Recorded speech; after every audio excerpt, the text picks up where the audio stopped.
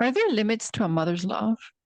Hello and welcome to the Love and Compassion podcast, which is out. We believe that love and compassion have the power to heal our lives and our world.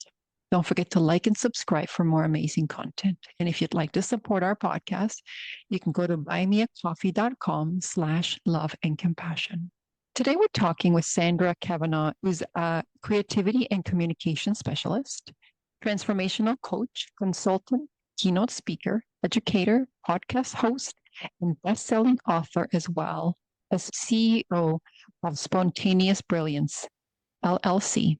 Sandra helps people step past the fear, frustration, and limiting beliefs to recognize and value their unique creative genius, discover their purpose and passion, take inspired action, and thrive as empowered, conscious creators on the great stage of life.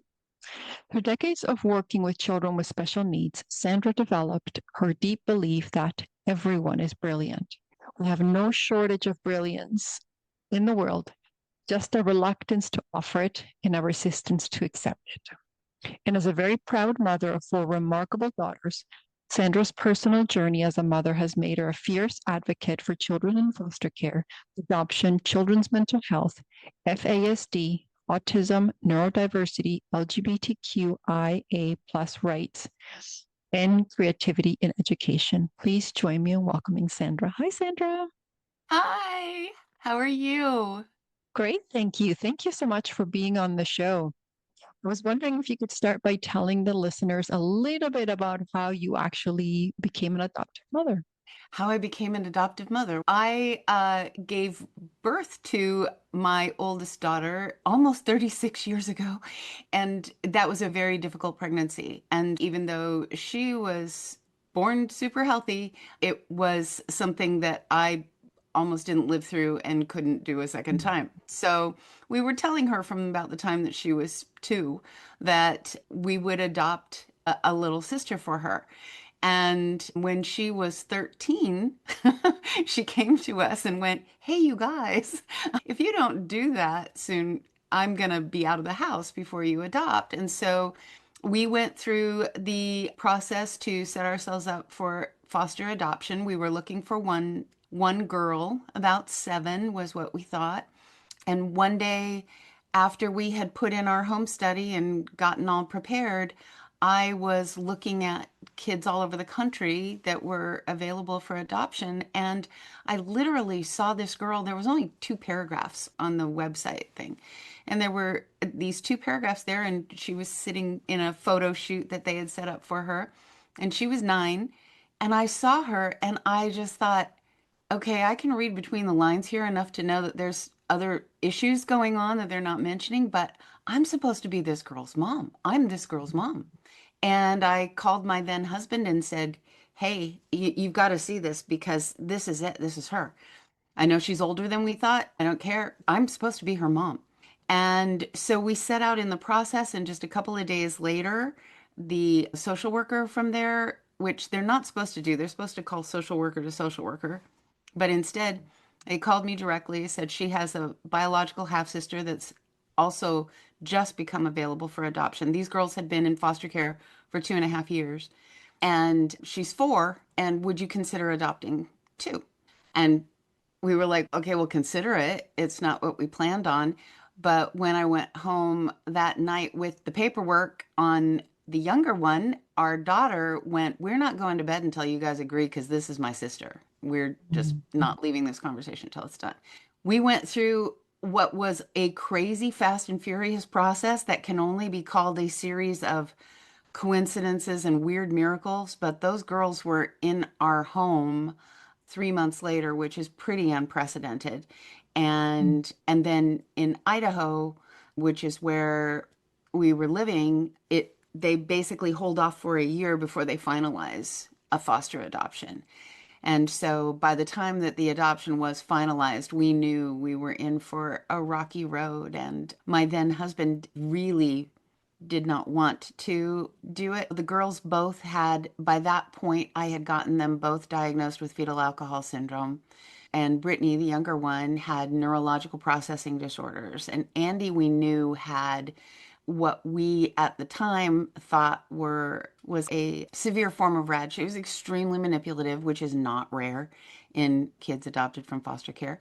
But she had some issues that we were just starting to realize, and it was time to finalize the adoption. And I was all in, and my husband at the time was really reluctant, but we did finalize the adoption. And yeah, that was 22 years ago.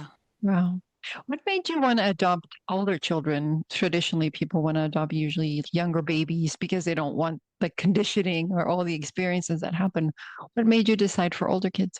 I think part of it was our lifestyle at the time, and part of it was adopting a child that would be older and more in the within the range of our older daughter Shelley's life that she was going to be in the house for. And Mhm. so even she and Brittany are 10 years apart, which was a good healthy span, but also younger children, they are to be perfectly honest, I just couldn't look at all those children that weren't going to be adopted. And even to this day, if you show me a group of kids that are in foster care, I have to talk myself out of adopting them Yeah. because I Yeah. just want to love them. Thank you for sharing that. Were you told that the children might be coming with some trauma? No. Okay, because I worked in the field of child welfare for many years, and many of them have trauma. They can be diagnosed from ADHD for all kinds of things, and especially kids that are older, and if they've only been in foster care for a short time, that there might be a lot of trauma that is completely missed. Yeah, no, I learned after the fact that social workers at the time were really prone to, and I assume they still do it now. They deliberately didn't have them diagnosed because they didn't want that to be a barrier to them being adopted. And when things got really dicey on this end, which we haven't even gotten to yet, but when things got really bad here, the social worker that had worked with us to get through the adoption on this end, the first thing she said to me was, throw them back in the system. This is not what you signed on for. You need to terminate your parental rights right now. This is not what you signed on for. And I was just appalled at that. And the second thing she said to me was, I realized that they did this probably with their eyes open, but all I can think of right now is how many kids I've put on a plane and just crossed my fingers and known that the parents didn't know what they were in for. And Wow. yeah, Yeah. Which is really yeah. unfair to the children, right? I don't want to judge social workers. I think it's coming from a place of we want this, the home stability. But I know of circumstances for sure where there was like parents who did not know the level of required care and did end up returning. So imagine you think you finally found a home. So it's better if you have that knowledge up front and then are working actively on it than to get surprised. And I'm just wondering if you could tell the audience when things started to get bad and then how it went from there. Okay. Like I say, we'd been going for about a year. We knew that Andy was super manipulative. Brittany was as ADHD as the day is long. She was bumping into everything everywhere. They Mm. both had real issues with lots of the executive functioning things from the fetal alcohol syndrome. So lying was the first thing out of their mouth, even when there was no reason to lie. And I learned a lot about FAS in that year. But we knew that Andy had some psychiatric issues. And in fact, the we had taken them to what was then called the Pediatric Abilities Clinic here. And so there were neuropsychologists and neurologists that examined the kids and gave them all their diagnoses. With Andy, we found that because of the fetal alcohol syndrome, her brain actually, the human brain is only supposed to be 5 IQ points apart maximum, like the two sides of the brain in their IQ. Hers are 20 points apart because with fetal alcohol, if one side of the brain at a certain developmental point is impacted, then one side of the body, she's got moles on one side of her body and none on the other side. She's got a Mm. cowlick in her hair, and she's got that side of her brain has a lower IQ by 20 points. And it took quite a while for the neurologist to go, "Oh, why did I not notice this before?" It's one side of her body because skin, hair, and the brain develop at similar rates. And so that was a very interesting point. But anyway, I digress. But so we finalized the adoption in September, and then at Thanksgiving, by the point of Thanksgiving, we had started to notice that the guardrails were coming off for Andy. Some of her behaviors that she'd been masking, she was letting them off. And so the girls were fighting more and more. And Brittany was showing up with bruises on her all the time. And she was little, just tiny, undersized because of the FAS, and just a rocket going all the time, and had to be a lot of times physically restrained for, say, 10, 20 minutes, because she would just flail when her nervous system would just go off the rails. She would just flail and scream. And so you'd have to restrain her. She actually put her little foot through our drywall at one point. And so her having bruises was easily explained. But one night we were getting her ready for a bath, Shelly, my oldest daughter, and I, and we were running the bath and getting her out of her clothes, and she was facing me and Shelly was standing behind her, and I looked and she had two matching bruises on her two hip bones. And I thought, she's always running around things and hooking her hip on them, catching them. And I said, "Did you do this at school? Did you?" And Shelly was behind her, and just her eyes were huge. And she said, "Mom, that looks like a hand." And when I turned Brittany around, there were four matching finger points on the other side. And from a hand about the size of mine, and I have really small hands for an adult. And I said to her, "Honey, did somebody squeeze you?" And she said, "Oh, yeah, I think Reggie did, a little kid at school." And she was in kindergarten. And I'm like, "No, sweetie, this is not what I'm talking about. Did somebody big squeeze you?"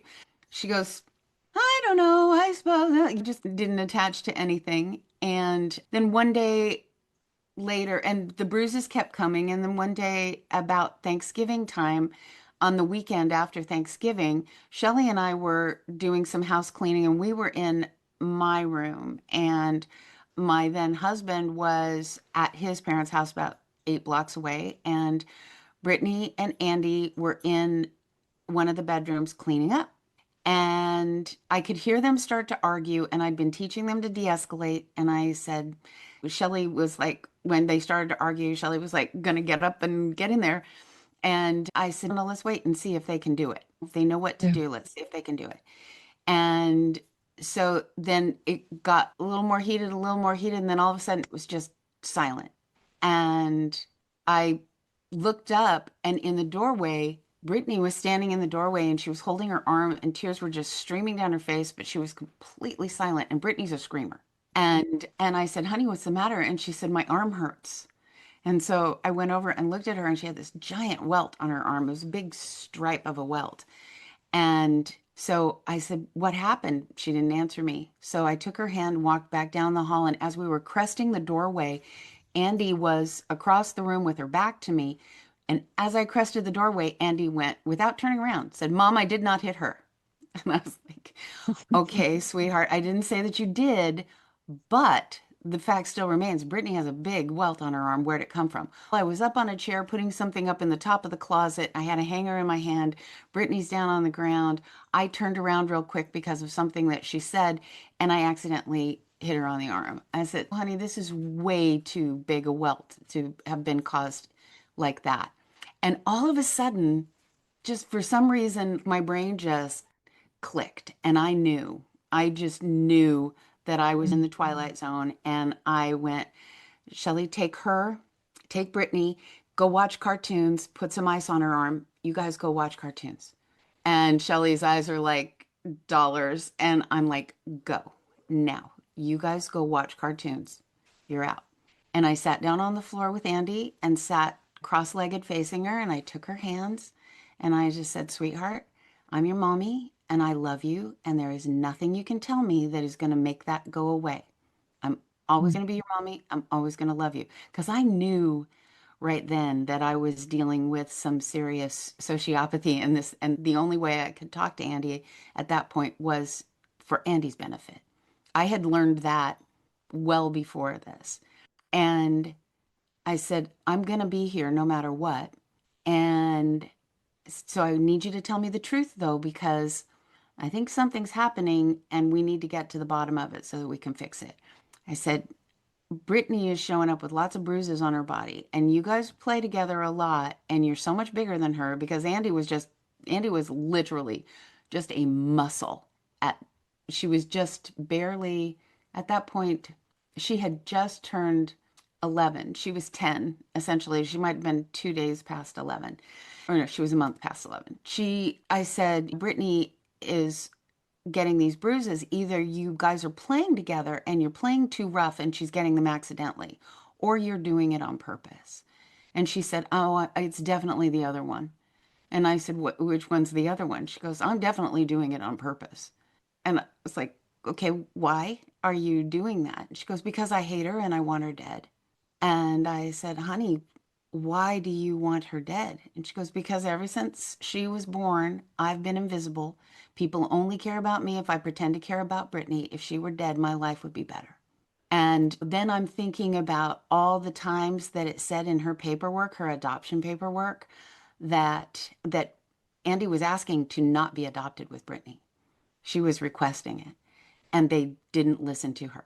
And then as we kept talking, I was like, honey, have you ever tried to kill her? And she was like, oh, yeah. And and I'm like, really? How? And she starts telling me all these different things. And I'm like, would you ever really hurt her? And I hurt her all the time. And what are you talking about? And she said, when she's asleep, I can squeeze her. And when I know that I'm making a bruise, it makes me feel better. She doesn't have to be awake. She doesn't have to know it. I just need to know it. And Wow. and she was hurting her during the day. She was doing all kinds of things. And I would say, why doesn't Brittany tell on you? And she said, because I either scare her or I give her something. And then I was thinking of all the times Brittany would run in and go, look what Andy gave me. And I'm thinking, oh my God. And so she was telling me that to fall asleep at night, she would dream of sawing Brittany's head off with a chainsaw. She would imagine that, and that would make her feel calm. And Wow.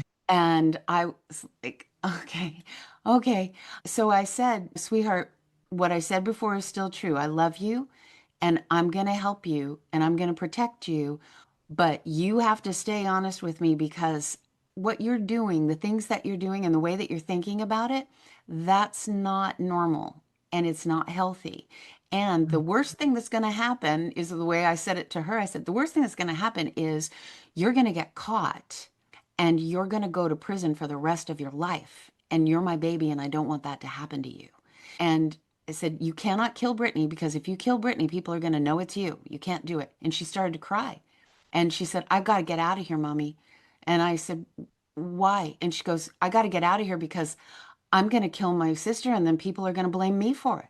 And I was like, yes, they will. Yes, indeed, they will. So let's not Yeah. do that. Let's figure this out. We're going to get some help and we're going to have you go stay someplace else for a while.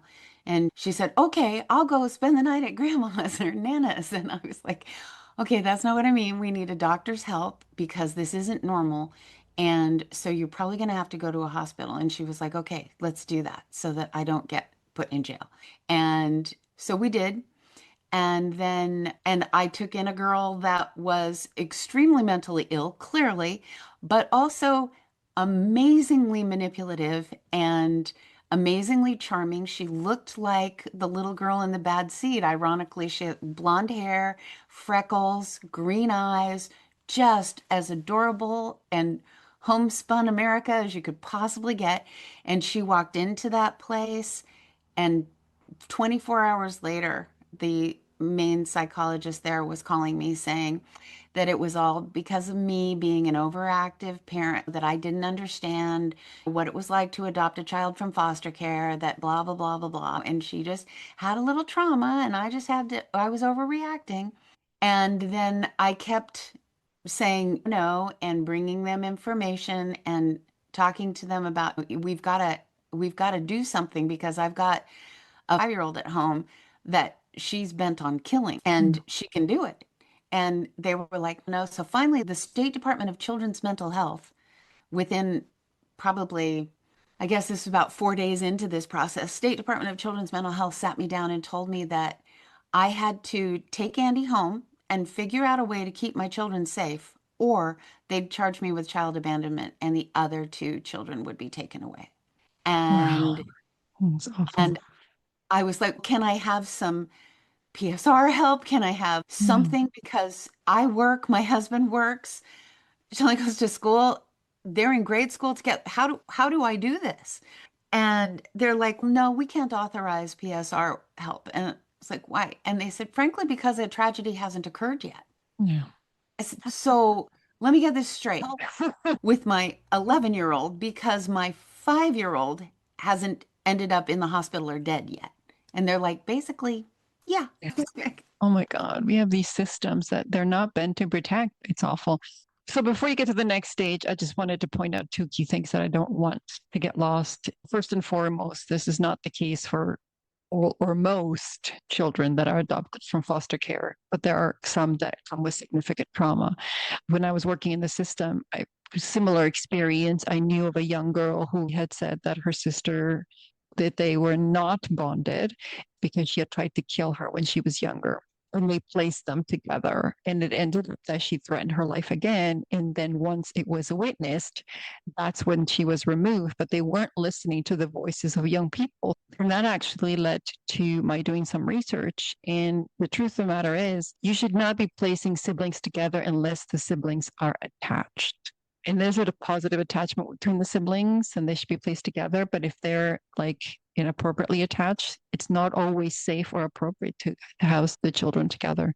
The second thing that I think is fundamental about your story, and then we're going to get to the next phase, is the way that you engaged Andy was about Andy, which I think is really smart. The minute you had made it about Brittany, would have shifted all of the things of yet again, this is another reinforcement that she's more important than me. The fact that you kept Andy focused got her to at least admit and to acknowledge that she can lose significantly if she moves forward with hurting Brittany.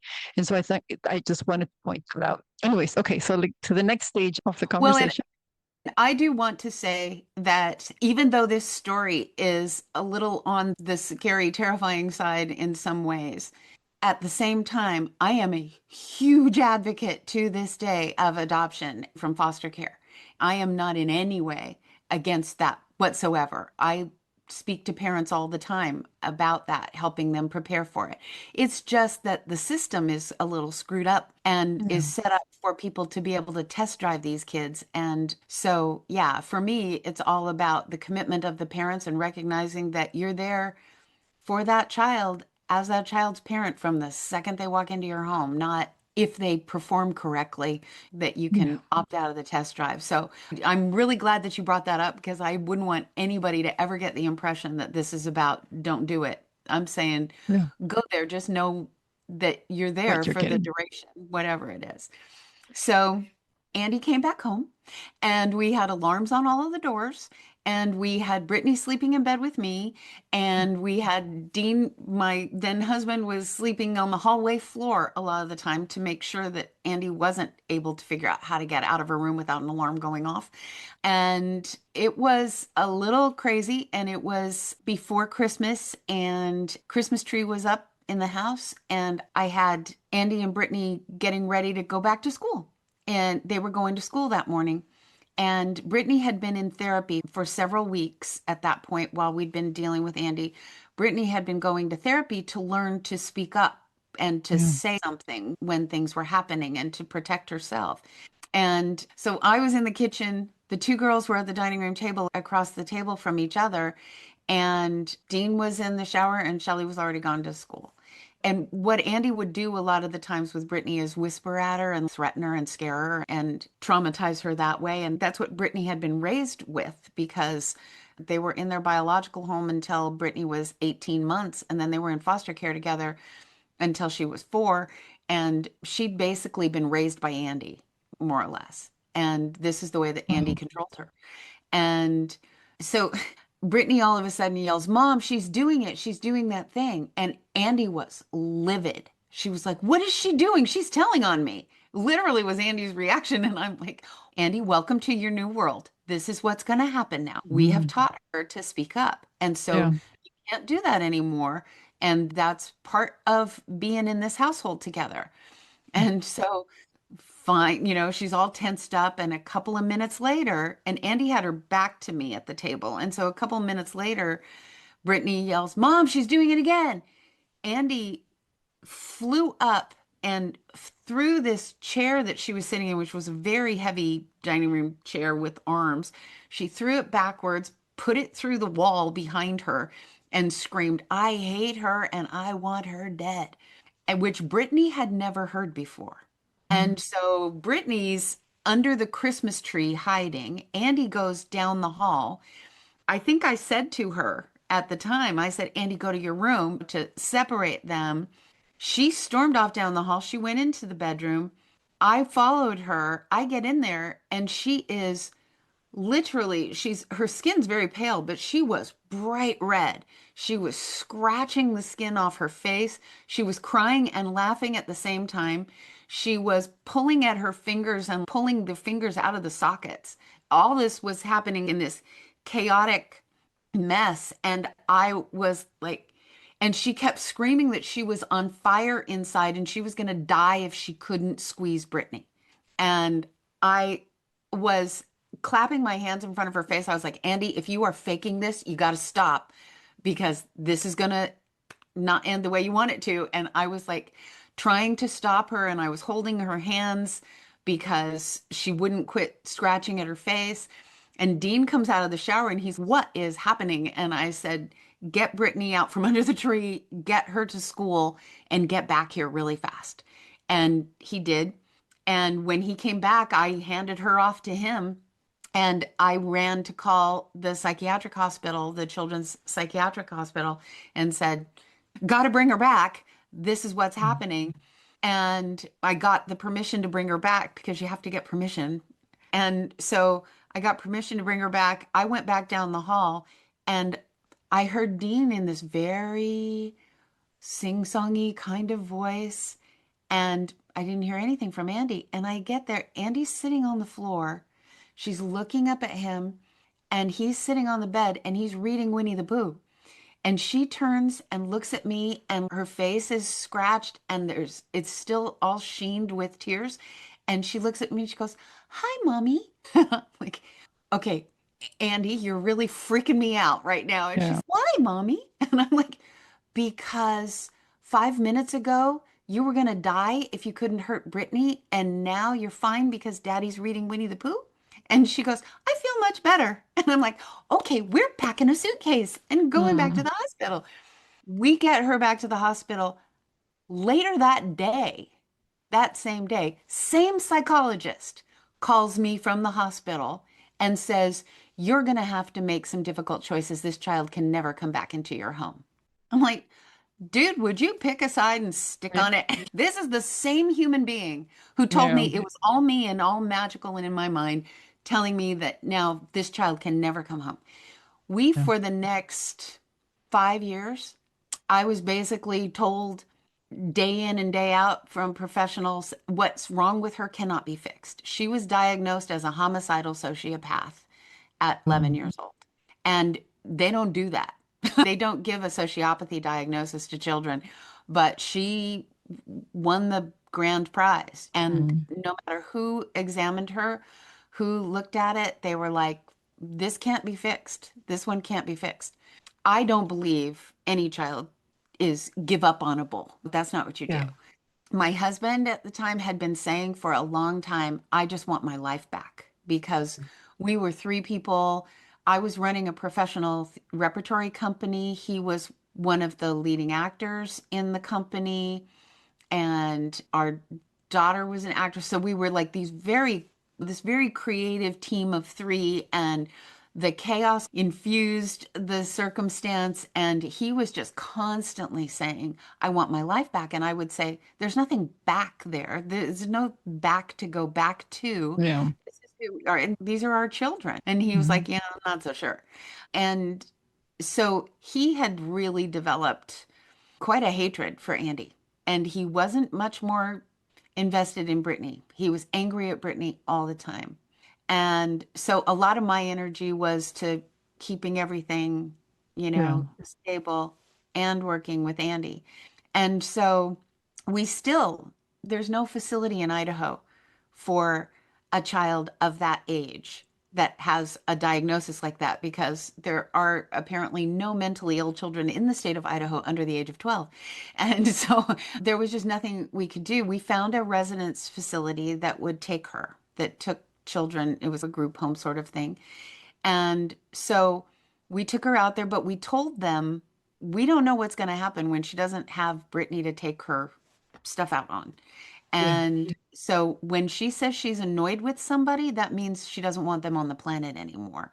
So we're telling you her languaging, we're telling you all the things that are the ways that she does stuff. I was actually in Kentucky because I'd been hired to write a screenplay from a novel.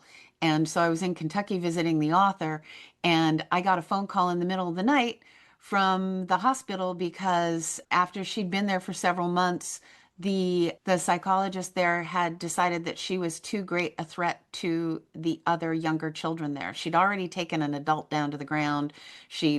But Oh, she was convinced that if you suffocated someone in their sleep, that no one could tell how they died. And so that was her practiced way. And when she headed down the hallway in the middle of the night with a pillow toward the younger kids' rooms, that was when they called it and went, "We're done. This is not happening." And so they took her to the hospital. So the hospital called me and said, "You've got 48 hours to take, basically take possession of her or be charged with child abandonment." So Dean thanks was for the back. help. Yeah. I was in Thank- Kentucky. yeah. Dean was back here. He didn't want to go sign on. And I was like, "You don't have to take her home. You just have to go sign in that she's under your." And so I talked him into it. He did. He went and signed. Then while I'm still in Kentucky, I'm talking to the people at the hospital and talking with Andy. And the people at the hospital are like, "Yeah, we're going to let her go home and she's fine. She's okay. There's nothing wrong. Nothing wrong here." And I was like, "Look, don't let her out till I get there. I'm going to be there in a couple of days. Don't let her out," because she just told, we had just been on the phone and she had just told me about a nurse there that had put her into a solitary room in Mm. punishment for something she had done. So Andy was telling me the ways she was planning to kill this person. And this Mm. nurse and I was like, "No, don't let her out. Don't let her out. And also don't leave her alone with this nurse." And they're like, Yeah. "Okay." I was like, "I just need to get back into town and then I'll take her." I just kept saying, "I'll take her, I'll take her."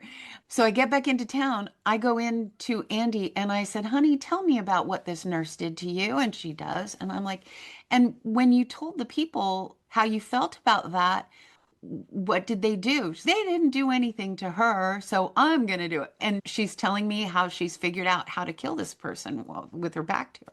And I said, "Okay, sweetheart, these people need to understand what's really going on with you, sweetie, because they don't believe you," which is a real trigger for Andy at the time. They don't believe you.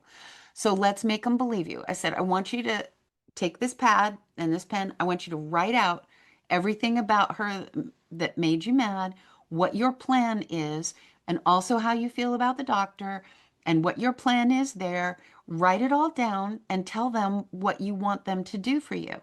And she's okay. So she writes it all down. And the same guy that had called me and said, "She's fine," I had him come into her room and she and I were both sitting on the bed there. He came into her room. I said, and Andy was sitting against the wall a little bit. And I said, "So I had Andy write down for me so that you could see it, everything that she's feeling and what she actually plans to do to this nurse." And I called her by name. And he said, "Okay." And I said, "I want you to see what's actually going on in Andy's head." And I handed him the paper and he starts reading it and he's reading it and he's looking up at Andy and he's looking at me and he keeps reading and keeps reading. And these were graphic descriptions of murder. And as he's reading, and he looks up at Andy and he goes, "Andy, is this true?" And as he's doing that and trying to have a conversation back and forth with Andy, Andy literally fell asleep against the wall, sitting up. And I said, "This is what Andy looks like when she's telling the truth because her brain won't let her stay awake and participate. Like when Andy does this, you know that she has let everything out." And he was like, "Oh, okay." So we went through it again, but again, we wound up having her come home again because the insurance would only pay for a certain number of weeks there in the psychiatric hospital. And she was too young for the longer term psychiatric hospital in Southern Idaho at the time because she wasn't 12 yet. So she was fine. And she needed to come home, and it needed to be our problem. And I found a facility for her to go to called the Youth Ranch. And she was the youngest child there. But thank God for them. It's out in the middle of nowhere, and she got a lot of ability to work with horses and stuff. And so she managed to be there successfully, semi-successfully for a while. But because the kids were all older than her, that was probably a lot of what was helpful about that environment. But at the time, Dean and I were splitting up, and I couldn't let Andy know that because I didn't want her to know that he had checked out as far as she was concerned. And one day we were on the phone in a staffing because it was far away from here. And so I couldn't always go to all the weekly staffings. So I did them on the phone sometimes. And we were on the phone. And when the staffing was over, Andy asked if she could just talk with me for a while. And they said, sure. So she and I were on the phone, and she goes, Mommy, I want to come home. And I said, I know that, sweetheart. And we're trying to figure it out. And literally, I will confess, and I've confessed this to Andy, as I was talking to her at that moment, I didn't think she was ever coming home. I had come to believe the party line that this was broken in a big way. Mhm.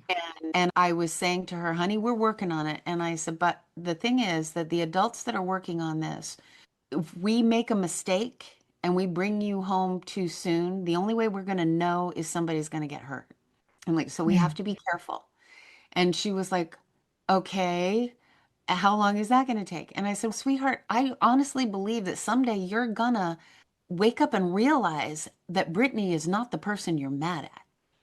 And she said, but what if that never happens? And I said, what? She goes, what if that never happens? Can I never come home if I don't love Brittany? And I just thought, oh my God, this is a child. She wasn't 12 yet. And I'm like, I said, okay, honey, we're doing this wrong. And I said, we've been planning this whole time for you not to get well. I'm like, Mhm. but even if you and I are the only two people on the planet that believe it, we're going to start planning for you to get well. And she's okay, let's do that. Good answer. And so we did. We just started, we worked it out with the therapists there that, like, when Andy would get into an argument with somebody, or she'd get into a fight with somebody, and instead of getting disciplined, they would take her, separate her, and have her call me. And she would talk it through with me. And she would say, okay, this is what happened, and this is what happened, and this is what I did, and this is what I think. What should I feel? And then I would say, okay, if that happened to me, this is how I would have felt. This is blah, blah, blah. And I would talk her through it. And Dean one time heard that going on, and you realize that she's using you as her conscience. And I'm like, yeah, that's cool. That's great. Okay. Oh, she's training a conscience into herself. And then there came a time where I started advocating for Andy to be able to come into a PCS home and start to work her way into seeing if she could be in our home. PCS is a high level of foster care residence Mhm. where the parents in the home are, the foster parents are trained to deal with kids with particular disabilities. And in this case, the parents weren't really particularly well trained, but we got her into the PCS home. She was going to school in a town a little ways from here, maybe 20 miles from my house. And one day she told me about a kid that was annoying her. And I called the school, I called the foster parents, I called everybody. I was like, this kid's gonna get hurt. This kid's gonna get hurt. You gotta listen. She said he's, and they're like, she hasn't demonstrated anything like that.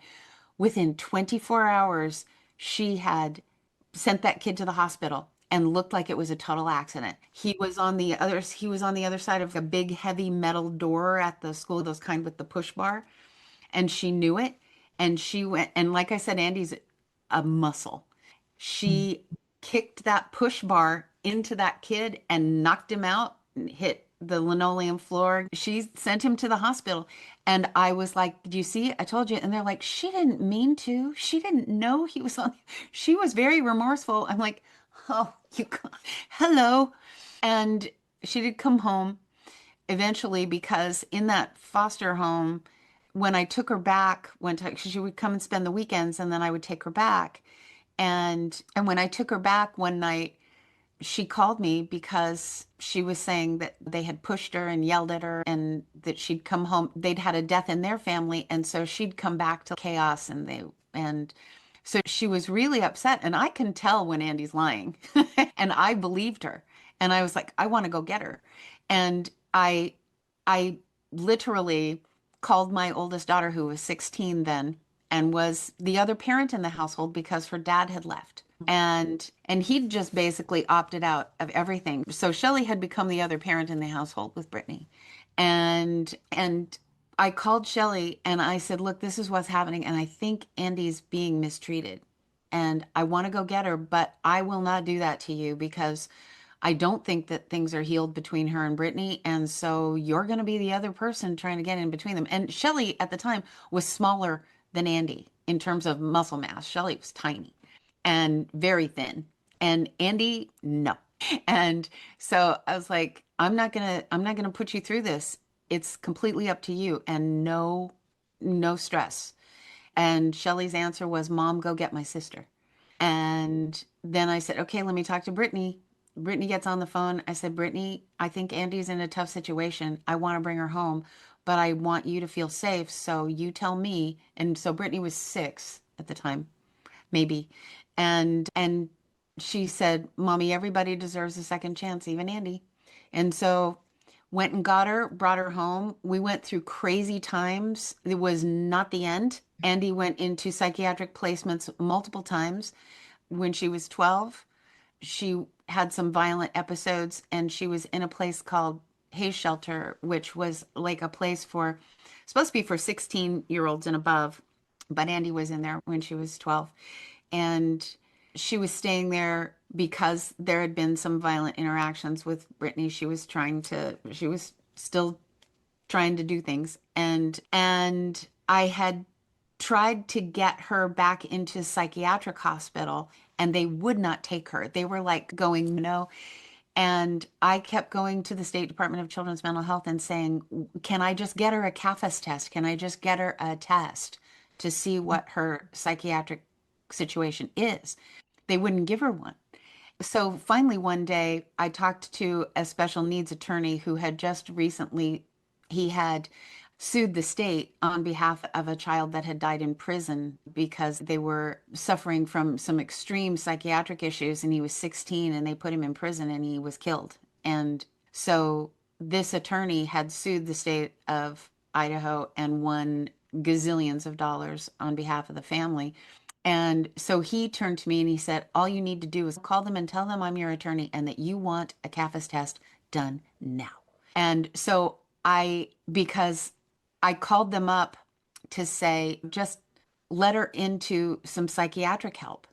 And this woman that had called me, and this was before I had claimed that attorney, she said, "We are not going to do that, and we're not going to let her go to Blackfoot. We're not going to do any of that." And I said, "Why? Why is this happening?" And she said, "Honestly, because we don't believe that she's as mentally ill as you say she is.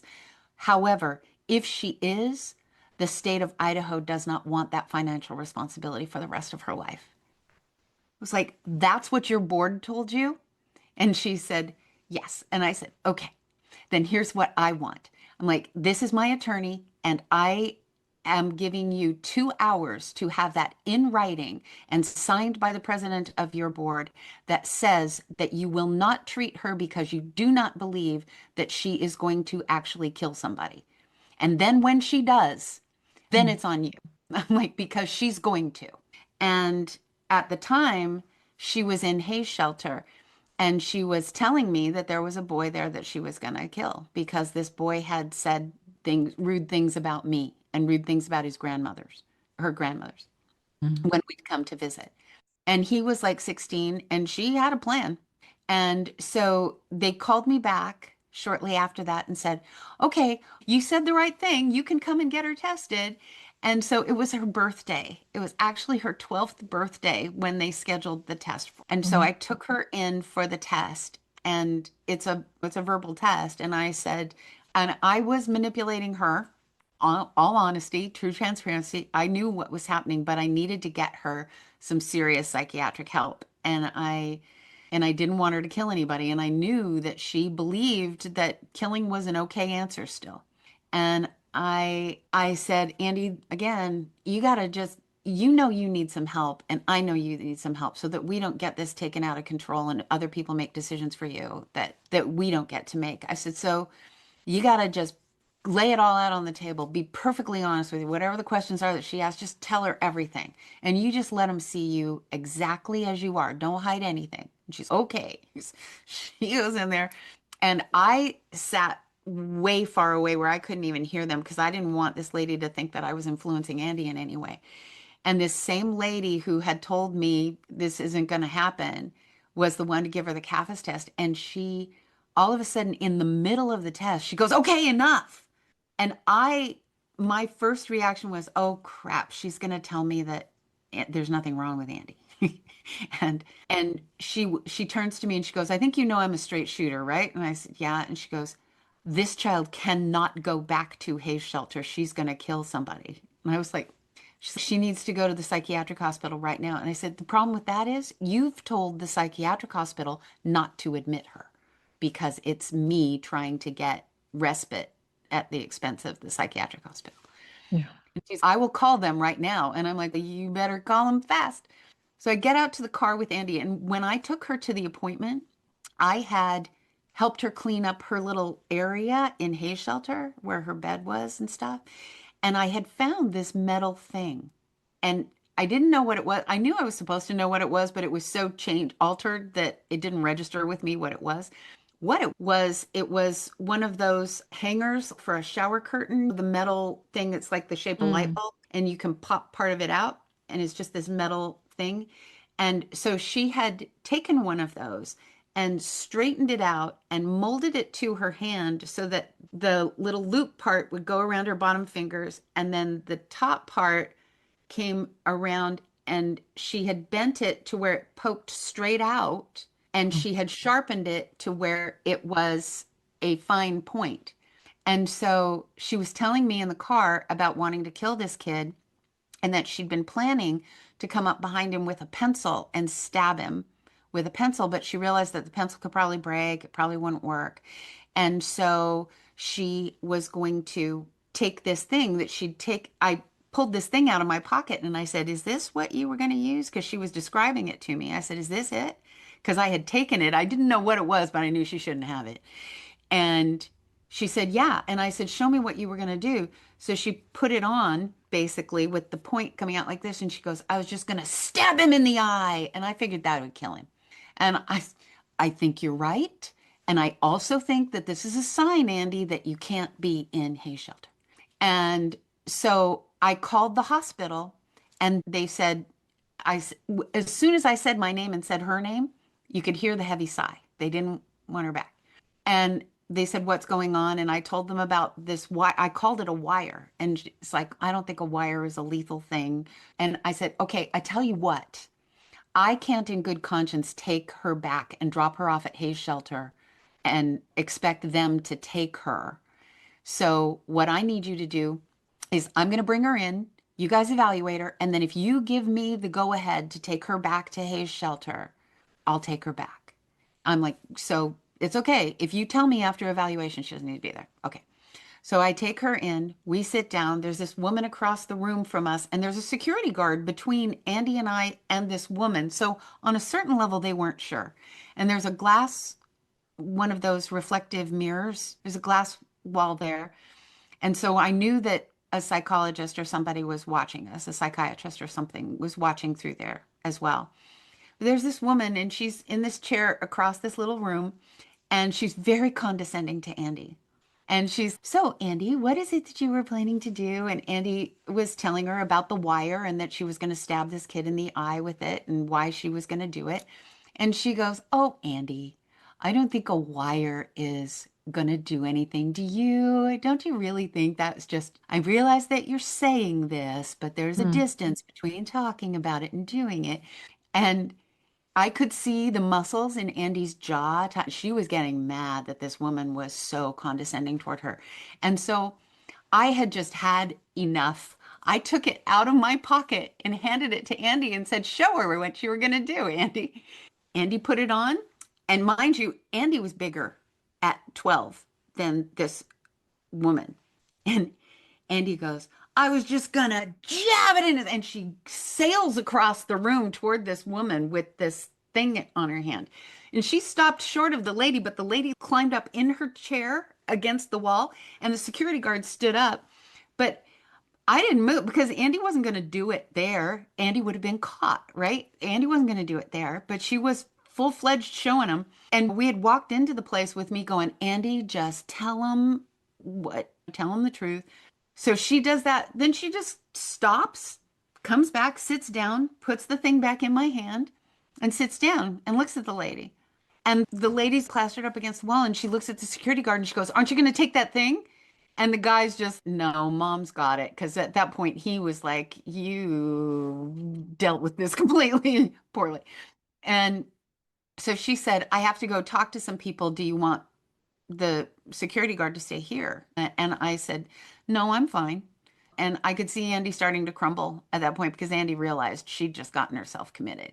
And so she's, as soon as they left, Andy started to cry and she was like, "Mommy, please, I don't want to stay here. Please, not on my birthday, please. Can we just come back in a couple of days? Not on my birthday. I want to have my birthday."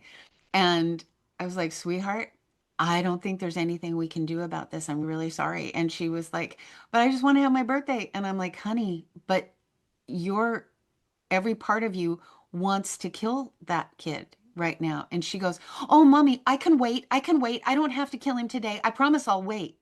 And I knew these people were watching us through that reflective glass. And sweetheart, I don't think that's going to happen.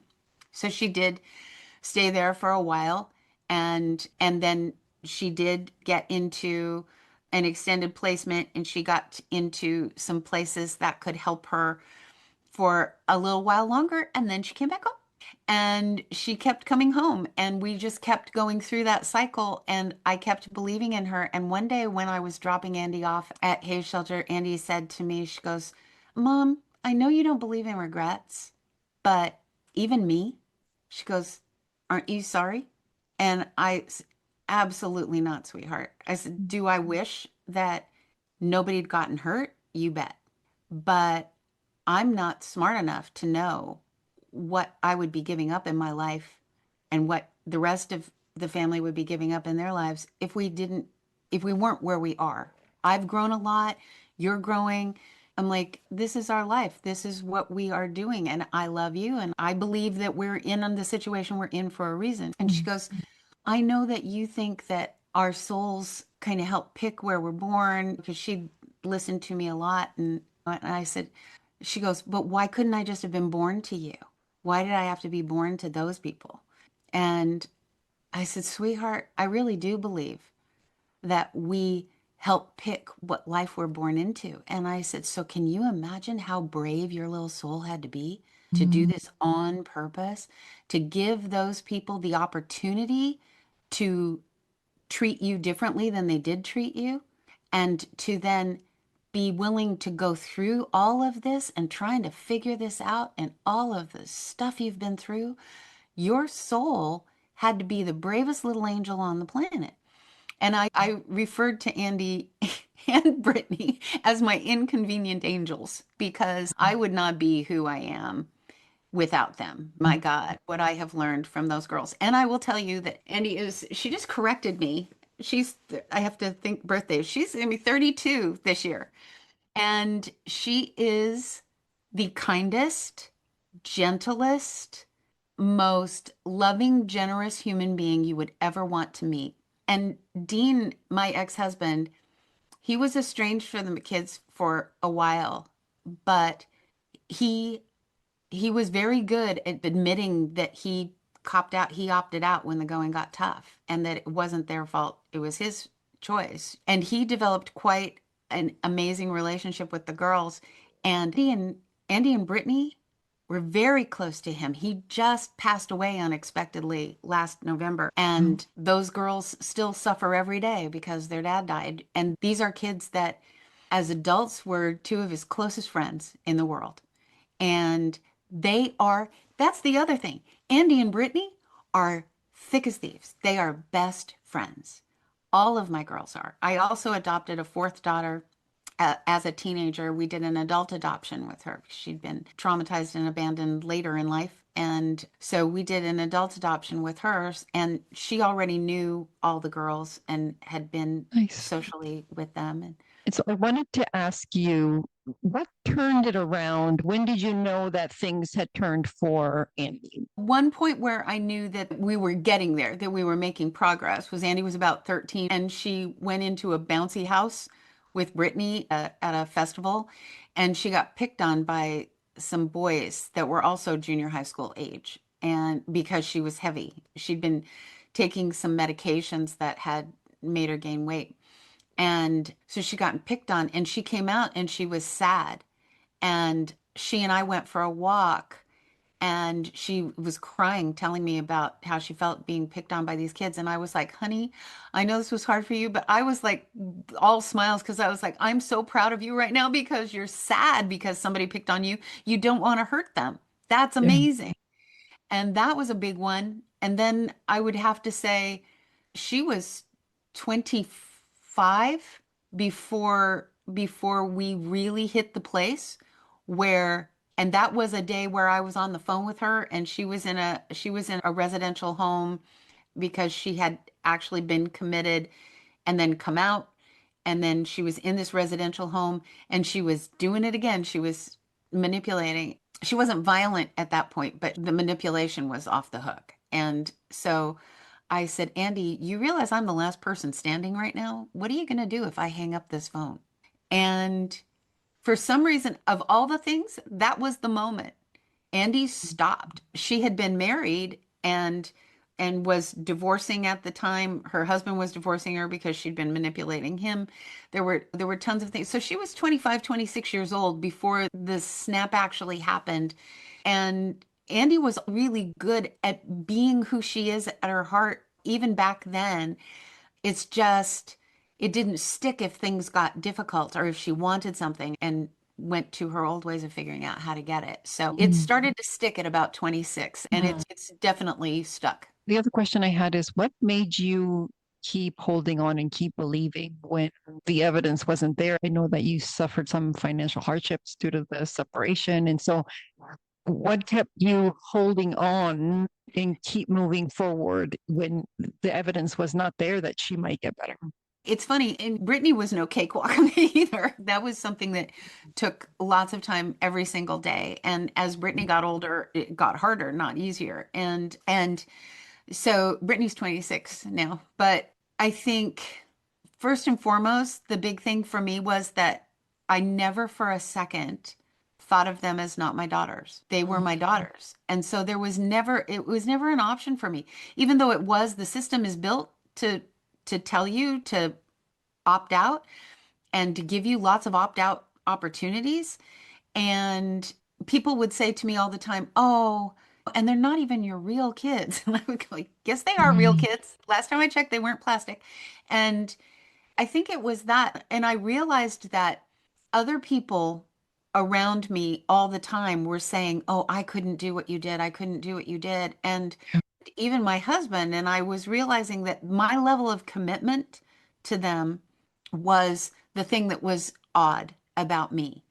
Other people would enter into these situations going, I'm going to love them unconditionally. And I was like, there are some days I don't even know if I like them, let alone love Yeah, them. yeah, But for sure. that doesn't make them not my daughter. And so I started teaching actually parents what I called the art of unconditional commitment. I started speaking to parents who were adopting from foster care or who had children with special needs or had adopted kids from foster care with behavioral challenges.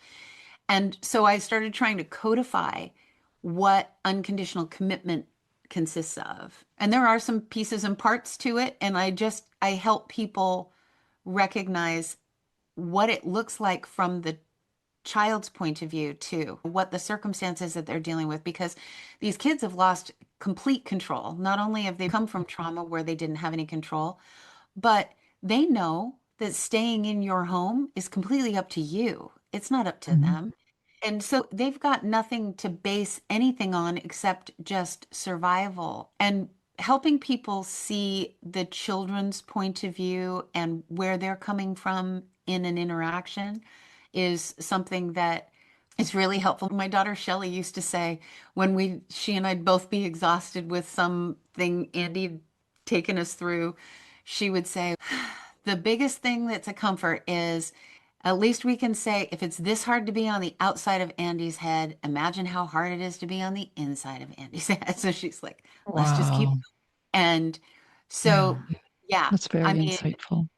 I'm very blessed to have an oldest daughter who is a remarkable human being. She's just an extraordinary human being, and she has her own challenges. She's on the autism spectrum, but she is one of the most brilliant, incredible people I've ever known. And she's and very courageous and very compassionate. And Mm. she really helped me walk through this. There are a couple of times where I have said, one time in particular, where Andy was actually violent toward me. The one time, Andy at 18, and she was stronger than any man I knew. She almost accidentally almost broke both my arms in one quick move. Wow. And we were like face to face, and she had me by both wrists, and Shelly came up under our arms and right in Andy's face and went, Andy, stop, back up. And just interrupted where Andy was in a kind of a blackout rage, interrupted it, which could have just as easily resulted in Shelley not being here on the planet anymore. And instead, Andy backed up. Shelley and I both got out of the way. Andy locked herself in a room for a while. And that's how we got through that. Andy did not stay in the house that night. Police had to come and things happened. But it just, at the same time, if it weren't for Shelley's presence, and Shelley and Andy are so close. The last time that Andy had a complete dissociative episode and I couldn't get her to calm down, I had her in my car, and Shelley lives in California now. I had her in my car. We were on the way to the hospital. Andy couldn't breathe. And Andy was 24, 25, and she couldn't breathe. And I called Shelly and I said, Shelly, I'm in the car with Andy on the way to the hospital. Shelly had no warning. I said, help me calm her down. And she was just like, okay, and let's do it. Let's breathe in for 4 and then let's hold for 4. And by the time we got to the hospital and the people were coming out with a wheelchair for Andy, she was like, I want my sissy. She didn't want the phone to go away. And these girls are so bonded, all of them, including Maria, who's the last one I adopted, and including what I call my daughter in love, who is Shelley's best friend from high school that she then married later in life. And so that's my 5th daughter. They all have their challenges, their neurodiversities, their whatevers, but we just have a rule that we are a family and we do talk it out and we don't lie to each other, which is hard with FAS, but they're good now. Thank you very much. And thank you so much for this extraordinary story. It's a story of resiliency, it's a story of unconditional love, and it's probably rawest form because people don't show up the way we want them to, and to be able to see without judgment Andy for who she really was and still advocate for her and also to protect Brittany. Yes, it took extraordinary courage and a lot of work and effort, I'm sure. So my last question is just where can people find you? Where can they get your books? Where can they work with you? SandraKavanaugh.com is probably the easiest way, but if they can't spell Kavanaugh, then spontaneousbrilliance.com is the same website. And I have a link there where people can get on my calendar, because if somebody's got a challenge or they're having challenges working with their kids, or if they're neurodivergent and they're feeling unseen and unheard, it's just complimentary. Just get on a Zoom call with me and I will help. Beautiful. Thank you so much, Sandra, for this extraordinary story and for the commitment that you continue to have for your girls. And thank you again for sharing your story. And thank you for everyone that tuned in to another episode of Loving Compassion with Giselle. Thank you.